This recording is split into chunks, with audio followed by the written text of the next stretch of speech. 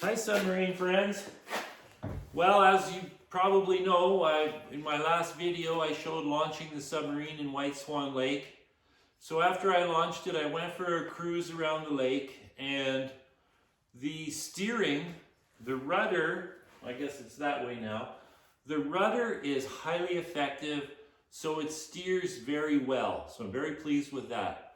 The steering itself, well, I knew it was going to be a disaster because the electric actuator is painfully slow, but I needed something in there just to try it all out. So it was very slow steering, but it steered really well, so that's important. The thrust from the propeller and the hydraulic motor was good. It cruised at a decent speed. If that's as fast as it could go, I would be happy, but I know I can get more out of it because the engine's not working at all. It's a 27 horsepower engine. It's not working at all, and the reason is the hydraulic motor is 350 RPM continuous duty, and I put a tachometer on it and it was 305 RPM. So, and I'm only running at 750 PSI of oil pressure on the hydraulic pump. So that means that I'm going to buy a new hydraulic motor to match the new pump, and I'm going to add another 200 RPM to the propeller, and I'm sure that'll work. But the problem is hydraulics are super simple. I mean, it's easy math, it's easy to do. The voodoo science is in the propeller, and if you ask any expert, how much power do I need to turn this propeller and how fast do I have to turn it to make this submarine go the hull speed, which is 6 to 7 miles per hour, they need 1,000 details. Like, it is really complicated to figure out. So for a layman like myself, I just have to do it with trial and error. So all that said, it's all good. Now moving on to the big modification that I'm going to start today, and that is I'm going to cut the ballast tank right off, which is no big deal. You know, half an hour of cutting with a torch and it's off. Undo a couple of hoses and the steering cables and it's off. And the reason I'm going to cut it off is I'm going to move the engine. I'm giving up too much real estate inside for the engine, and I don't like how noisy it is. I mean, I expected it to be somewhat noisy, and I know I can build a sound deadening wall inside, but I'm not guaranteed that that wall is going to make me happy, and I want it to be as quiet as possible. It may be unrealistic, I don't know, but I want it as quiet as possible. So what I'm going to do, I'm going to first remove the ballast tank. Boom, that's easy. Then I'm going to cut a 30-inch diameter hole in the back pressure head of the pressure hull. So the end cap of the hull. So I cut a 30-inch hole in there. I remove the engine through that hole, and then I weld in a 30-inch diameter piece of pipe 2 feet long. Then the piece that I removed from the end cap gets welded onto the end of that pipe. Now the engine is going to be inside that tube, so it's going to have its own engine compartment, which is separate from the pressure hull, inside the ballast tank. So all I have to do is increase the air level inside the ballast tank for any compensation, and it'll be balanced again, and I can actually do the math on that. I know that I'm going to gain 290 pounds of buoyancy by adding this engine compartment inside there. So I just have to play with the math a bit, because I can adjust how far I put that pipe inside and outside so I get just the right amount of buoyancy benefit, I should say.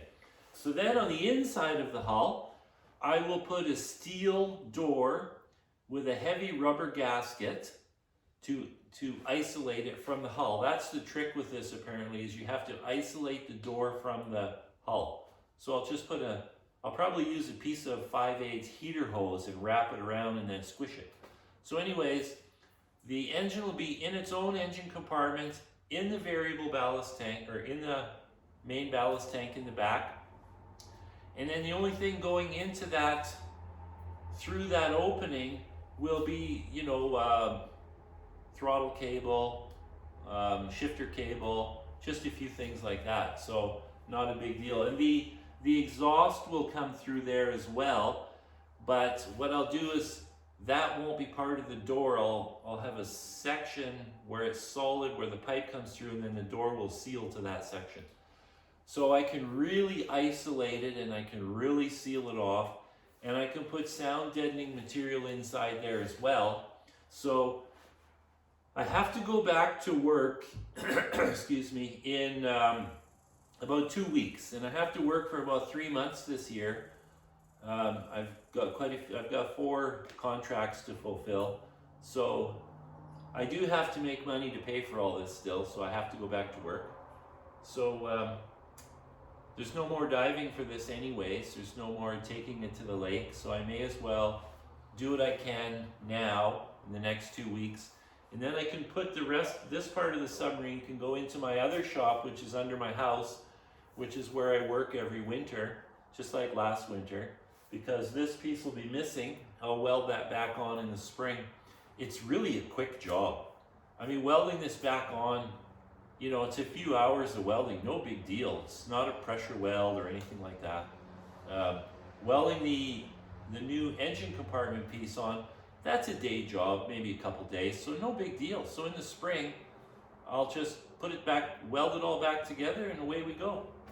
I'll have the engine installed in that engine compartment and it'll be running. I'm going to have a water cooler built right into that engine compartment, and a hydraulic reservoir will be attached to that compartment as well in the water, so that it's all cooled. So no more, like right now I have a high pressure radiator inside here. I'm eliminating that, and I'm going to make it like a keel cooler in there. Bulletproof. You never have to worry about any problems with that. It's absolutely bulletproof. So that's the plan. I've already taken the front window out to protect it because it's really easy to damage.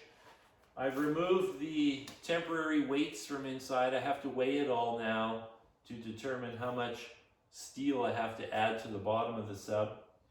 So when the spring hits, it'll be ready to go. Another thing I've decided to do is I'm going to buy a new trailer. This trailer carries it just fine, but the sub is so big, I have to back it into the water so far. Normal lakes don't have such a deep launch like I used the other day. The one I used the other day is super rare to have that kind of depth. So I'm going to buy a trailer that drops right to the ground. It's called a drop deck trailer. So there's one at the coast I'm looking at. So anyways, that's it for now. I'll keep you updated. Ciao.